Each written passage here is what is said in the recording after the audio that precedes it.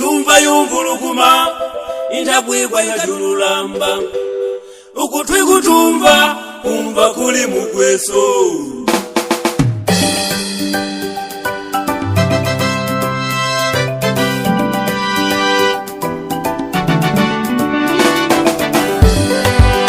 maneno hayo walisema wazee wetu wa kale, lengo lao jifunze kwayo, yatufundishe yatuongoze ili tusipotee.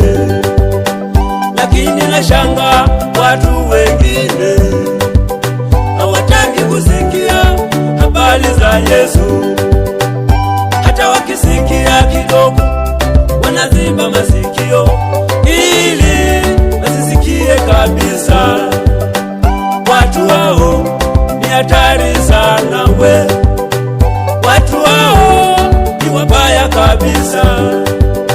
Ukiwaona usiwasokele tena, jiepushe nao, maana watakushauri umwache Yesu. Hao watakudanganya uache kazi ya Mungu. Wakija kwako wapishe, wakikufata we mwite Yesu, mwite Yesu, yeye ashughulike nao. Mwite Yesu, mwambie oh Baba, Yesu wangu, oh Baba, wafundishe wajue, usiwaue, oh Yesu,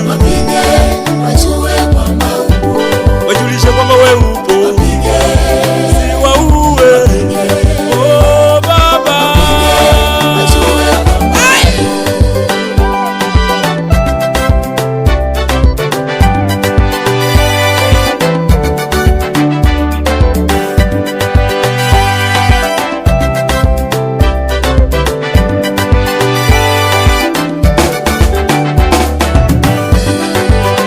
Na watu wengine kazi yao ni kuchunguza maisha ya watu wengine.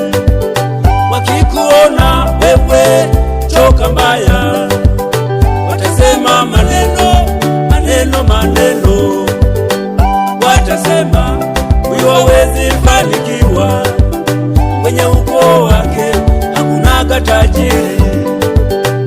Wengine watasemezana anamwabudu Mungu wa namna gani, Mungu yupi asiyemkumbuka. Watasema kila siku kuomba, anamwomba Mungu yupi asiyemsikia.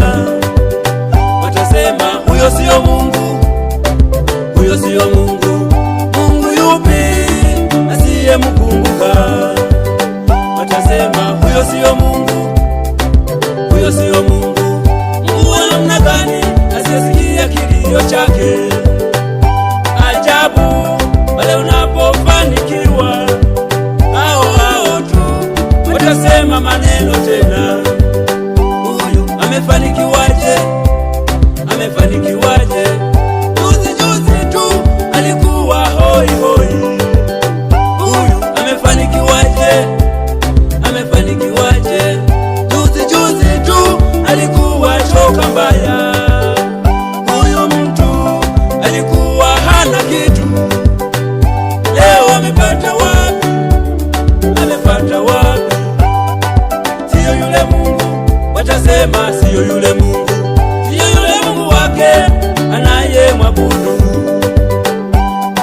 sio yule Mungu, sio yule Mungu, sio yule Mungu wake anayemtumikia. Lengo lao wanataka wakuvunje moyo, uache imani yako. Hao watu wanataka umwache Yesu ili uwe kama wao. Wakija kwako watu hao wapishe, wakikufata we mwite Yesu, mwite Yesu, yeye ashughulike nao. Mwite